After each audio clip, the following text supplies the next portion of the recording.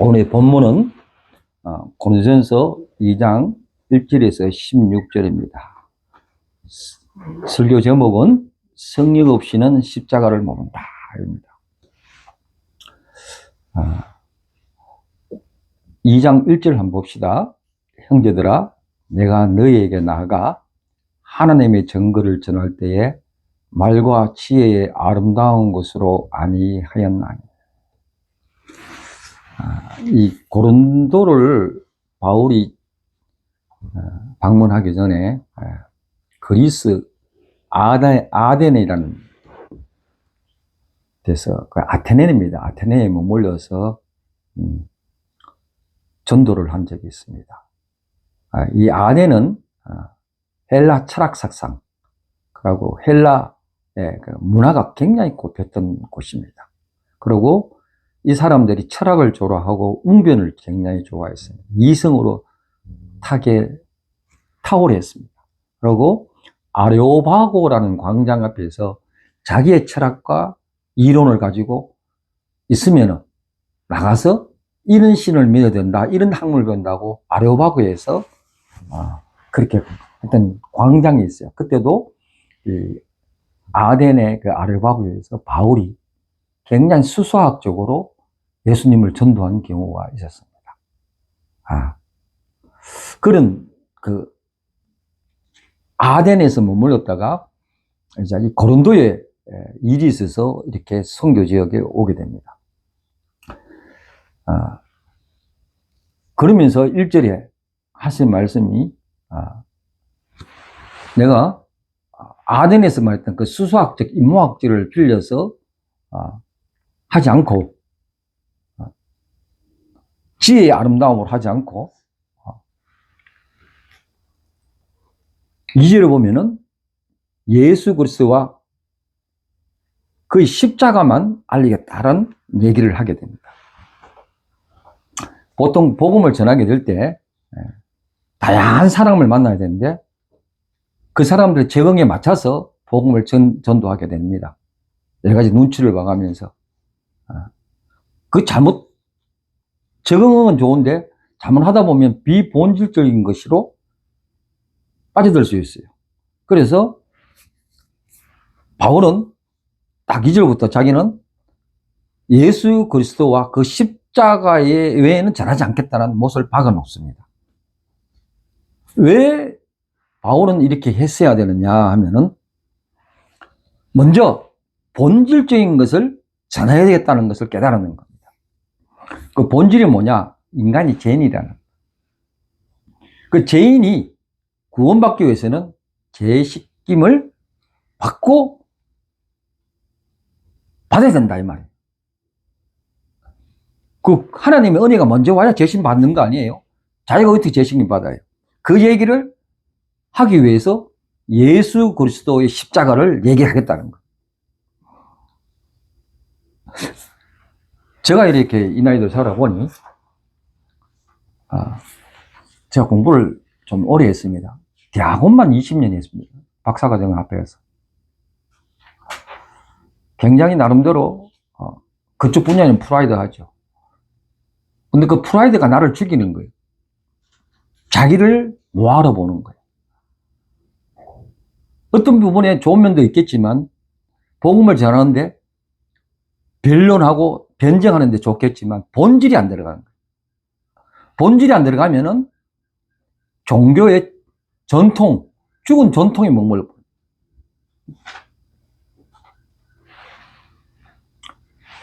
인문학, 철학, 사회사상을 공부를 많이 학부부터 공부 많이 했지만 또 어떠한 물리학을 공부를 하기도 했지만 수학도 공부도 했지만 그 모든 게 인간의 편리함을 줄 수도 있죠.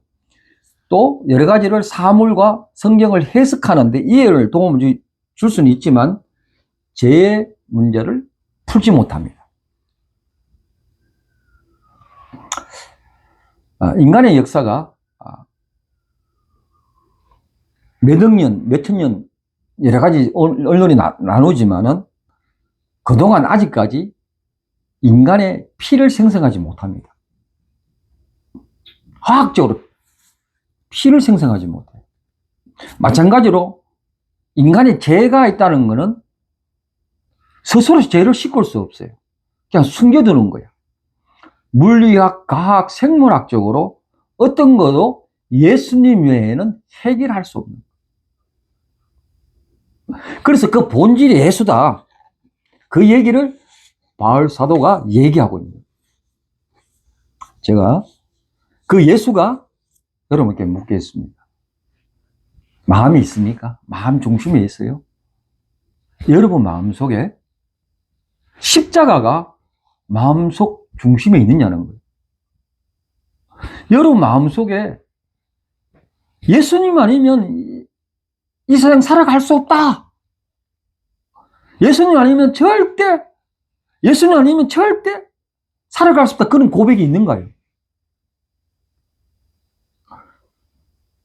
그런 고백이 없는 자는 구원이 없습니다. 여러분 구원 좋아하죠? 구원? 구원이 공짜 공문이 아니고 마음에 십자가 사상이 있어야 되는 거예요.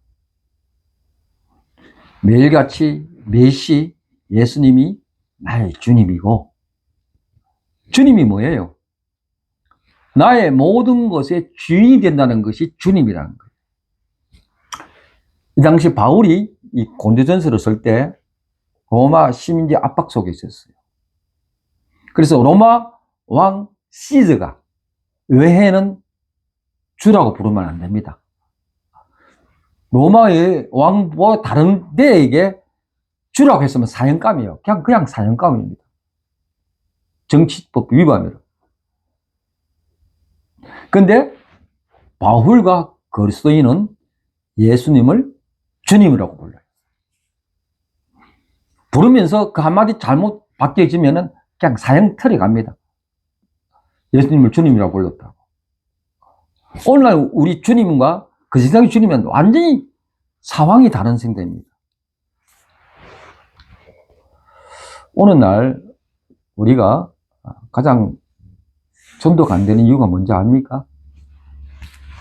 물론 믿지 않는 사람이 본이 되지 않아서 그런 이유도 있지만 그 일부분이 돌아보면은 전도가 안 되는 이유가 사람들이 예수님이 필요성을 못 느낍니다. 예수님 없어도 편안하게 살아갈 수 있어요. 근본적인 원인이에요. 그렇게 교회 다니는 사람도 신앙은 액세서리예요, 액세서리. 믿어도 좋고 안 믿어도 좋고 있어도 좋고 없어도 좋고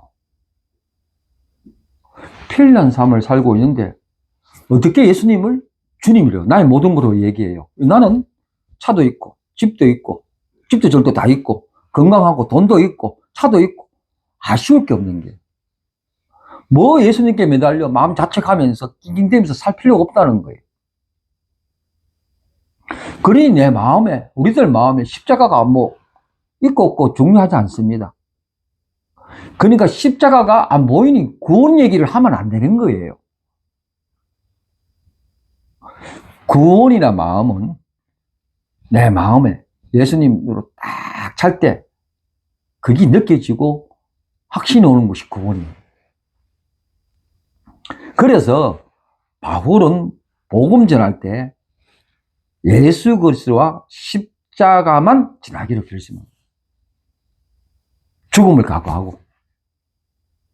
예수 그리스도란 여러분 잘 알다시피 우리를 속량한 자, 우리를 대신해서 죽은 자, 메시아, 구원자, 임마누엘, 우리와 함께하는 자, 기름 부은 자라고 그렇게 표현합니다. 십자가는 뭐냐? 남을 대신해서 내가 죽는 거, 나를 비우는 거, 내보다 타자의 우선 삶을 사는 것. 십자가는 타자를 향해서 나의 삶을 확장해 가는 것. 내보다 남이 먼저, 폭력보다 비폭력. 항상 긍휼의 눈빛을 가지는 것이 십자가예요.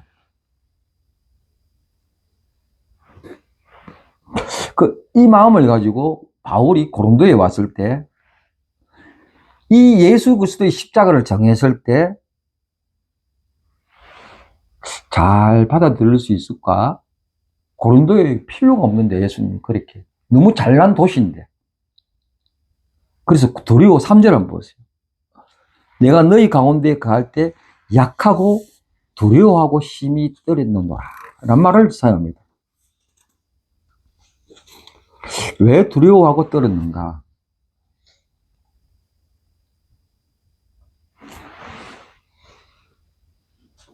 잘 먹고 잘 사는데 이 말을 해서 들을까 말까 고민을 했다는 것이.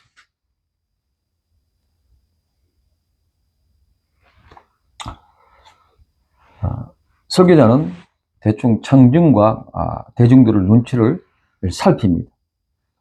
내가 이 말을 전하면은 좋아할까 말까. 그래서 설교할 때 많이 다듬습니다. 이렇게 하면 저 사람한테 걸리고 저렇게 하면 저 사람한테 걸리고 잘 부드럽게 해서 소프트 해가지고 전해야 되는데, 이 거친 예수 그리스도 원천적인 복음 전했을 때 사람이 어떻게 다칠까 이 고민을 눈치 보는, 오늘 대부분 설교가 그렇게 합니다. 그러니까 능력이 안 나타나요. 능력이. 제가 마음이 참 뜨거울 때, 옛날에 제가 대전에서 카이스트 아시죠? 그 박사들 다니면서 제가 사역을 한 적이 있습니다. 대전과학기술원에서. 저는 참 그런 경우, 아주 장애인 바보스러운 데서 공덕 생활을 하다가 또 대전, 한국에서 가장 엘리트 대전 카이스트에서 사역을 한 적이 있어요. 근데 뜨거웠어요. 근데 나는 박사가 아니야. 그 당시에는. 이 박사들 데리고 어떻게 복음 전도를 하느냐. 근데 담담해서. 너는 머리가 있지만 나는 가슴이 있다. 이런 사람을 데리고, 이 박사를 데리고 버스간에서 전도 훈련도 막 시킨 적이 있어. 막 아파트에서 막 예수 믿으라고 가음 부르고 전도지 떨리고. 내가 여기에 왔을 때도 캐나다에 왔을 때 한남 앞에서 막 전도 돌린 적이 있었어. 그때 내 혼자밖에 안 돌리더라고. 이런 경우 참 옛날이에요. 옛날에. 근데 전도가 옛날이면 되면 안 되는 건데, 그러니까 죽을 때까지 눈치 없이 복음 전하는 게 그게 전도인데, 한 생명으로 주님께 전해드리는 게 생명인데. 또 제가 이런 적도 있었어요. 20년 전, 20대 초반이죠. 20년 전. 창력촌에 들어가가지고 막 전도를 한. 그 창녀들이 막 나오고, 그리고 그 기둥서방들이 막 나타나서 겁을 막 주는 거예요. 근데 창녀촌에서 딱 전도하고 있는데 어떤 그 여자가 싹 나한테 와가지고 모퉁이를 싹 돌아서는데 성경책 돌라는 거야. 그래가 어떤 기둥서방이 와가지고 나를 딛고 와가지고 옛날에 자기가 전도하는 시대 때 그 뭐죠? 끌려가가지고 삼천교육 때 끌려가가지고 있을 때 그때 예수 믿었대. 예수 믿었는데 다시 다시 또 기둥서방으로 돌아왔는데 어떻게 하면 좋겠냐 막 내가 좋다 니를 데리고 그 아내가 막 기도하는데 방언이 튀어나와가지고 막 울고 보고 그 창녀촌에 그 창녀들이 뭐 불났나 싶어 다 올라오고 그 기둥서방을 데리고 내가 교회 가자 바로 그런 열정적인 순간도 있었어. 내가 그 당시에 정말 성령의 능력이 뜨거울 때 4절 5절 한번 보십시오. 4절 5절 다 같이 한번 읽어볼까요? 시작. 내 말과 내 전도함이 설득있는 지혜의 말로 하지 아니하고 다만 성령의 나타나심과 능력으로 하여 너희 믿음이 사람의 지혜에 있지 않고 다만 하나님 능력이 있게 해. 성령의 나타나심으로 훌륭한 화술과 지혜로 하지 않고 성령의 능력으로. 우리의 믿음이 사람의 지혜가 있지 않다는 것. 하나님의 능력이다. 믿음이는 사람의 지혜로 능력이 아니고 하나님의 능력으로 생성된다는 거예요. 제가 설득 있는 지혜 말이 어떻게 나타나느냐. 오늘 이성적인 말, 트렌드의 시대적 사상, 철학에서는 그걸 싹 뽑아서 나눕니다. 잘 정리하면 설득력 있는 지혜의 말. 싹 반어법으로 살살 돌려가면서 하는 말. 근데 하다 보면 자기도 뭐고 남도 이해 못해요. 그걸 지혜라고 생각합니다. 제가 오래전에 이 설교를 적다가 탁 뛰어오는 게 있었어요. 여러분, 맨발에 복음천사 최춘선 할아버지, 가난한 자는 복이 있나니, 그 팔복 가는 유튜브도 나올 거예요. 제가 몇십 년 전에 봤습니다. 그 예화가 탁 떠오르는 거예요. 이분은 맨발로 거칠게 신발 신지 않고 지하철에서 복음 전도하는 분입니다. 그 맨발에 할아버지, 허리가 굽은 할아버지, 그 사람들을 향해서 신소리 해가면서 예수 믿으라고 외쳐댑니다. 또 종이를 썼는데 크게 써가면서 적은 게 뭐냐? 하나님은 자비롭다. 하나님은 오래 기다리신다. 예수 십자가는 생명의 줄기, 평화의 젖줄기, 예수 천당, 예수 부활, 종말, 영생이라는 단어를 써가면서 그 노인의 입에서 복음을 전도하고 다닙니다. 그리고 이 복음을 전하고 나온 다음에 뜬금없는 말을 자꾸 합니다. 뜬금없는 농가 부채 얘기도 하고, 대한민국 군비 얘기도 하고, 왜 한국이 두 나라가 됐느냐. 그리고 그렇게 말하면 젊은이들이 킥킥 웃어대는 거예요. 그러면 그 웃어대는 젊은이들에게 유관순과 안중근 같은 열국자를 발벌하고 격리합니다. 비싼 귀걸이와 가방을 보면은 지적하기도 합니다. 그래서 사람들이 왜 신발 신지 않고 맨발로 전도하느냐 물으면 통일이 되면 쉽겠다는 거. 그 맨발로 다닌다는 거로 직원들한테, 전철 직원한테 막 쫓겨나거든. 30년 넘게 맨발로 복음을 전했어요. 이 다큐멘터리가 8부작으로 나왔어요. 그분 보면은, 그 당시에 30년 전에 김포에서 목회했던 목사님입니다. 이분은 와세대 대학에 유학을 갔다 온 사람입니다. 거기서 우찌무라 간조가 아시죠? 우찌무라 간조에게 굉장히 우찌무라 간조가 일본에서 이렇게 조그만 모임을 만들어서 가르친 제자가 한 8명 되는데 8명이 정부, 수상, 강요가 다 됩니다. 성경가는 굉장히 유명합니다. 우찌무라 간조에서 성경 공부했던 사람. 그리고 이분이 더 놀라운 거는 최춘선 할아버지는 김구 선생님하고 독립운동한 사람입니다. 또 더 놀라운 것은 이 최춘선 할아버지는 엄청난 부자였습니다. 김포 일대에 자기 밭을 안 바꾸는 그 김포 이틀을 못 지나갈 정도로 엄청난 부자. 그 당시에 차가 5대예요. 이런 분이 어느 날 추월병에 걸려가 예수를 만나게 돼요. 그리고 그 모든 재산을 나눠주게 됩니다. 그리고 그 식구들 5명이 되는데 애들 5명 데려가고 그 다리 밑에 들어가 살게. 그리고 이분은 독립운동했는데 독립유군자는 사인을 안 한 거예요. 입으로. 진정한 독립이 안 왔다고. 그 아들이 목사가 있는데 이분이 하는 말이 아버지는 절대 내일을 위해서 밥그릇 걱정을 하지 않는다. 새 옷을 주면은 아들이 새 옷을 주면 새 옷을 전부 다 노숙자에게 다 나눠. 이분이 2001년에 돌아가셔서 마지막 돌아갔을 때까지 홈리스들을 위해서 베풀었다는 거예요.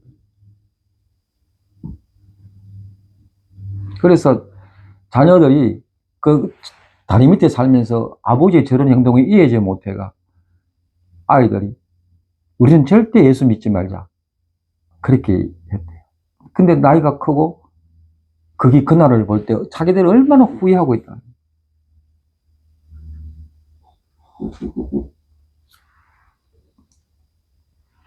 그 아들 그 최바울 목사가 이런 말을 합니다. 신앙은 가르치는 것이 아니고 보여주는 것이다. 6절 9절 한번 볼게요. 우리가 6절 9절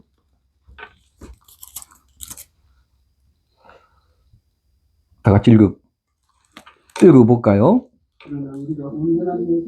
중에 지혜를 말하오니 이는 이 세상의 지혜가 아니 또 이 세상의 것을 통치자의 지혜가 아니 오직 이 세상의 것을 꼭 감추었던 것인데 하나님이 우리의 영광을 위하여 만세성에 미리 정한 것이라. 이 지혜는 이 시대의 통치자리 한 사람도 알지 못한 날이 만일 알았다면 영광의 주를 십자가에 못 박지 아니하였느니라. 여기 보면은 믿음은 세상의 지혜가 아니고 은밀한 가운데 있는 하나님의 지혜라. 사람의 지혜는 잠시 사람들에게 위로를 줄 수 있습니다. 감미로운 것을 줄 수 있습니다. 그런데 약을 쓰지 못합니다. 임시방편입니다. 이 세상의 지혜는 다 통치자들을 위해서 만든 지혜들입니다. 이 사람의 지혜는 나를 살리고 남을 죽이는 지혜예요. 결국 나를 드러내는 지혜입니다. 모든 성공이 이걸 보면 나를 드러내는 지혜예요. 내가 가진 게 많으면 다 된다는 지혜. 하나님 나라에 투자를 못하고 현실에 투자하는 사람. 이 사람의 지혜. 한 달란트를 받고 한 달란트를 숨기는 지혜예요. 이 세상의 지혜. 바벨탑을 쌓은 것처럼 높아지면 된다는 지혜. 이 세상의 지혜. 특히 세상 간원의 지혜는 어떤 거냐면요. 요한복음 11장 49절을 보면은 가야바 사내들인 공회에서 그 당시에 유대인 공회에서 예수를 죽이려고 모의를 하는데 죽이면 모의하는 이런 말을 합니다. 너희가 참 세상 물정 모른다. 한 사람이 죽으면은 온 민족이 편하기 때문에 예수가 죽어야 된다. 이런 얘기가 나옵니다. 예수가 뭐 탁월한 거 알지만 그 사람들은 민족이 시끄러우니까 한 사람 죽어야 된다. 이게 뭐냐면 공리주의 감정입니다. 큰 대중을 살리기 위해서 한 사람을 죽여야 된다. 그 결과 이 가야바가 유대민족이 잘 되게 했습니까? 오히려 이런 결과가 유대민족을 2000년 동안 허물게 됩니다. 나라 없는 백성을 만들었어요. 이 간원들의 지혜입니다. 또 세상의 지혜, 이 간원들의 지혜는 나름대로 안전장치를 해줍니다. 자, 예를 들어서 보험을 얘기할까요? 실부보험 들고, 장기보험 들고, 암보험 들고. 들어야 되죠. 은행에 저축하게, 물론 해야 되죠. 노년에서 투자를 합니다. 아주 좋습니다. 또 평안하기 때문에 좋습니다. 편안하죠. 편리하고. 도움 됩니다. 그런데 사람이 여기에 매몰되어 버렸어요. 오늘 내일을 위해서 막 그렇게 투자합니다.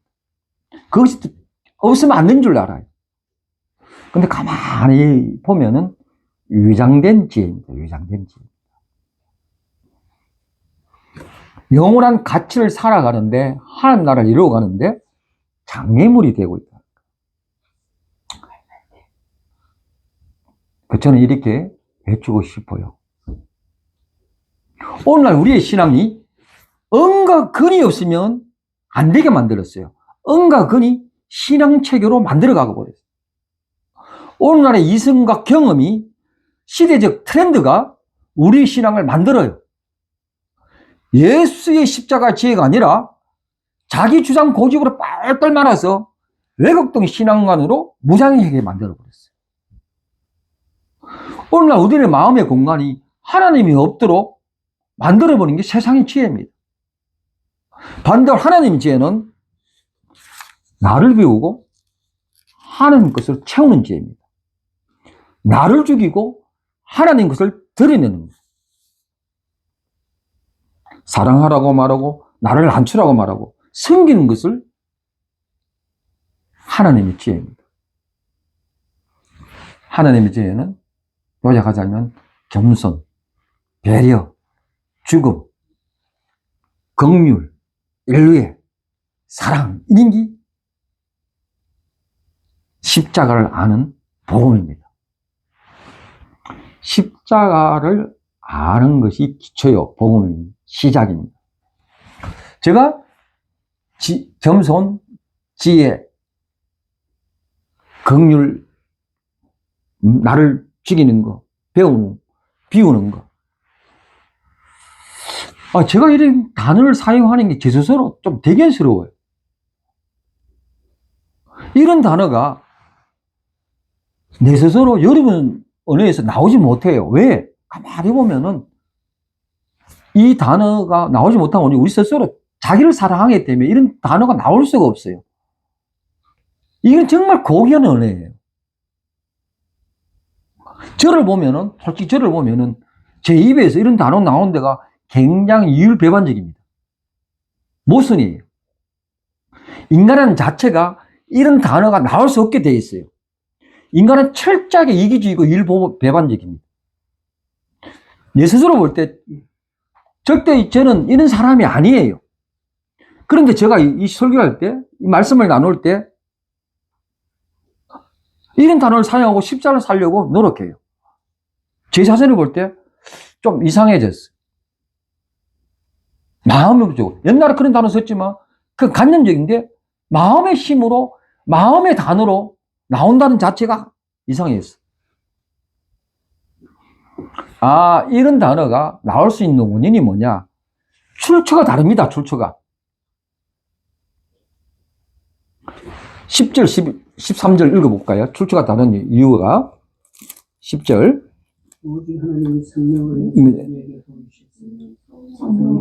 모든 것, 곧 하나님의 기쁨까지도 통달하시느니라. 사람을 사람 속에 있는 영역 외에 누가 알리요? 이와 같이 하나님 일도 하나님 영역 외에는 아무것도 알지 못하니라. 우리가 세상의 영을 받지 아니하고 오직 하나님 영으로 또 영을 받았으니 이는 우리로 하여금 하나님께서 우리에게 주신 것들을 알게 하셨으니와 우리가 이것을 말하거니와 사람의 지혜가 값지 말로 아니하고 오직 성령께서 가르친 것으로 하니 영적인은 영적인 것으로 분별합니다. 뭡니까? 이 단어가, 이런 개념이 하나님의 지혜에서 나오고 하나님으로부터 더 깊은 마음에서 나오는 거예요.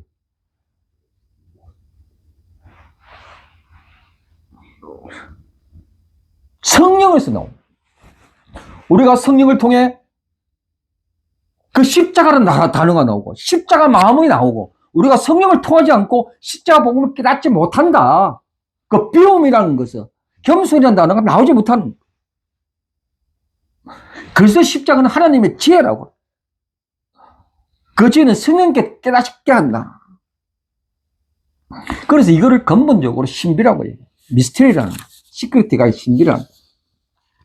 그 신비가 내 안에 있는 성령에서 나왔다는 거예요. 부활도 성령 안에서 믿어진다는 거예요. 오늘 제가 찬양하면서 눈물이 막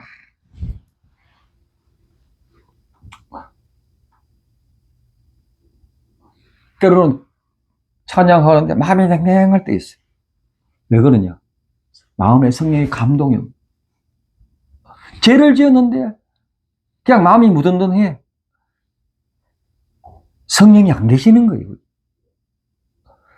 기도할 때 눈물콜 흘린 적이 없어요. 성령이 다른 데로 가버렸어요.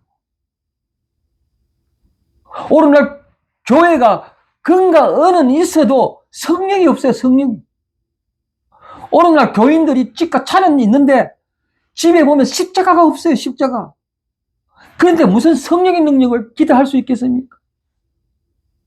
다른 것을 다 안전장치로 잠가버렸는데 성령께서 다른 데로 옮겨가 버렸어요. 제가 오늘 설교 제목으로 성령 없이는 십자가를 모른다고 얘기했어요. 이거 역으로 다른 말을 하죠. 십자가 없는 성령 한번 고쳐봤습니다. 오늘날에는 성령의 일을 많은데 십자가가 안 보여요. 십자가가. 여러분 그 깡패 출신 김익두 목사라고 아시죠? 김익두 목사님. 한국의 베드로라고. 이분은 1910년대부터 30년대까지 부흥의 역사를 이끈 분이에요. 산정인입니다. 깡패 출신입니다. 부흥회를 776번, 28,000번의 설교를 했다는 거예요. 이분이 이 신의 역사가 일어난 계기가 하나 있었어요. 네, 신천 시내가에 그 안전뱅이가 있었어요. 그 안전뱅이를 딱 보고 그 믿음 가지고 나도 베드로처럼 이 안전뱅이를 일으켜야겠다. 그 억지로 막 예수님은 일어나라 하면서 이제 억지로 이렇게 끌어올렸어요. 안 일어나는 걸 막 이렇게 손을 잡고 막 끌어올렸는가. 믿음을 선포하고. 그런 원인이 이거 내가 일으키면은 그 마음에 내가 이거를 해서 굉장히 유명해져. 부흥회도 너무 많이 다니겠다. 그런데 뭐 이 안전뱅이가 일어납니까? 그 바람에 무릎만 2개 다 깨어져. 그리고 이 김익두 목사님이 집에 가서 곰곰이 생각해 봤어요. 내가 왜 이렇게 안 됐지? 가만히 자기의 명예심이 있습니다. 철저히 회개하고 산으로 가서 7일간 금식기도 하고 내려오는데 이 안전뱅이를 찾으러 가서 다시. 안전뱅이가 놀랬는 거야. 오지 말라고 자기한테. 난 안 고쳐도 괜찮으니까 절대 오지. 자기가 지난날 얘기를 철저히 회개하고 내가 미안하다. 눈물을 이분을 그 7간 금식하고 난 다음에 이분을 그 금식에서 비틀비틀한데 이 사람 등에 얹고 교회까지 찾아가서 눈물 흘리면서 주님께 기도하다가 안전뱅이가 오호호호 하면서 감실이 막 이래서가 벌벌 날뛰는 거예요. 이 외화를 보면서 자기가 먼저 죽는 그 십자가를 체험해야만이 성령의 능력이 일어나는구나. 저희 어머니도 치유사 여행할 때 자기가 죽음을 다해서 내 기도하는 목격을 봤어요. 잘 안 보여주는데 내가 따라가 봤는데 피를 토하면서 소맨십이 아니에요. 성령님이 소맨십이 아니에요. 근데 오늘 성령 운동하는 사람들이 뭔가 이상해요. 환상 보기도 하고 쓰러지고 웃기도 하고. 그런데 너무 잦은 현금 소맨십이 너무 강해요. 또 지필을 끝까지 보면은 예수님의 십자가에 대한 얘기를 한마디도 안 해요. 옛날 성령 운동하고 지금하고 뭐 너무 달라요. 옛날 한 병자를 살리게 자기 목숨을 다해 하는 그 음식기도 하고 막 눈물 흘려.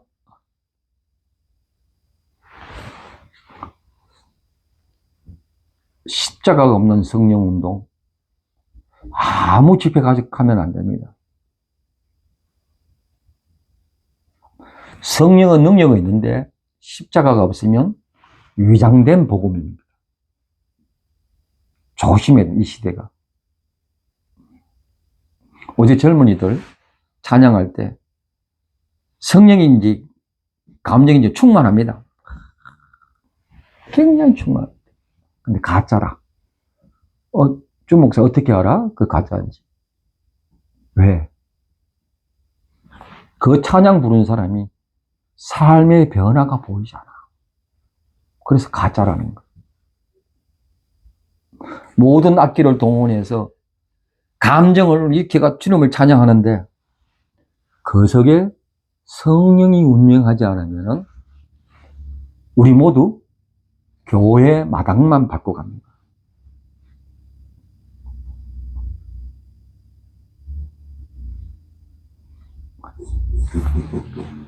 12절을 한번 보실까요?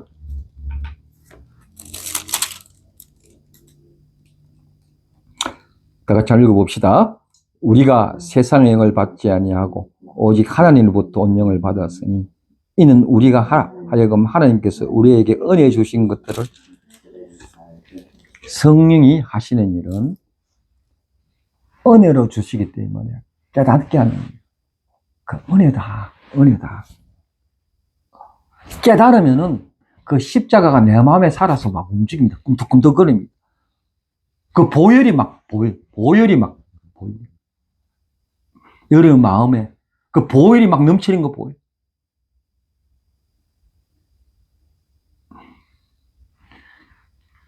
(13절) (14절) 보면은 읽지는 않겠지만 분별이라는 얘기가 나옵니다. 13절 말에 보면 영적인 일은 영적인 것을 성령이 하신 일은 은혜를 깨닫게 하고 두 번째는 분별하게 하는. 요새 특히 마지막 시대에 분별해야 합니다. 우리는 성령 받고 충만해야 됩니다. 그런데 분별을 해야 됩니다. 아무 유튜브나 보고 집회 참여하면 안 돼요. 귀신들이 그 어둠 미혹들이 팔을 칩니다. 정치, 경제, 문화로 사단들이 팔을 키우고 있습니다. 가정적으로, 교회적으로, 지역적으로, 나라적으로 여기저기 함정을 파고 있어요. 어떻게 하면 믿음 사람이라도 파괴시킬 요동을 치고 있어요. 그래서 성령님은 분별의 능력을 갖고 있습니다. 분별해야 됩니다.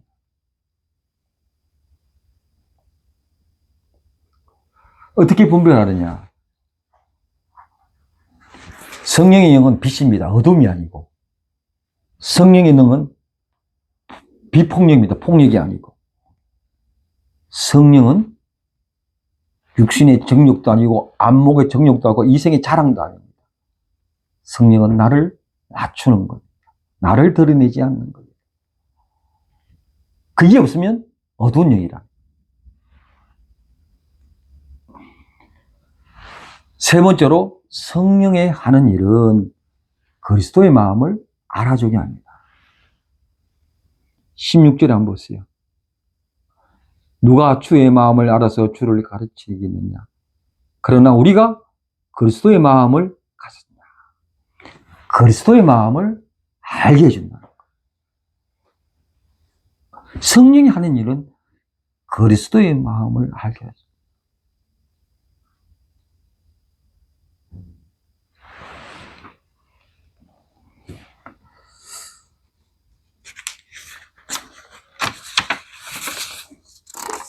성령이 받은 사람은 누구냐?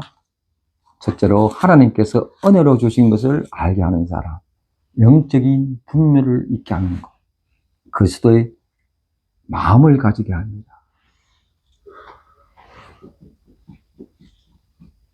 이렇게 하는 것이 개인이 다 할 수가 없으니까 공동체라는 거예요. 어떤 개인이 다 판단 못해. 우리 공동체가 이런 걸 보고 서로 의논하는 거예요. 아, 저 사람 성령 받아서 진짜인가 가짜인가? 감정 충만인가? 서로 체크해야 된다는 거예요. 그래야 균형이 있는 성장이 이루어지는 거예요. 더 이상 삐뚤어진 성령 체험으로 교회나 한국교회에 혼탁하게 하지 마시기 바랍니다.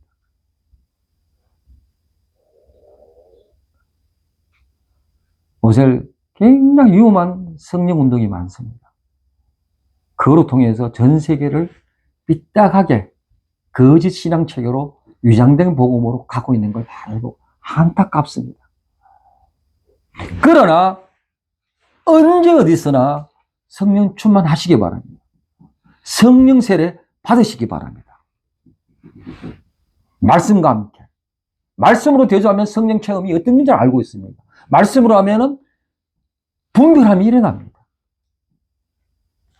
비전이 없습니까? 성령 받으세요. 눈물이 메말려 있습니까? 성령 받으세요. 아프세요? 마른 뼈가 되어서 쌀이 없으십니까? 살이 없어요? 성령 받으세요. 가슴이 아리고 선뿌리가 와서 잠을 이루지 못하십니까? 성령 충만하세요. 매일 반복된 죄를 짓습니까? 성령세를 받으세요. 매일 반복되는 일 지루합니까?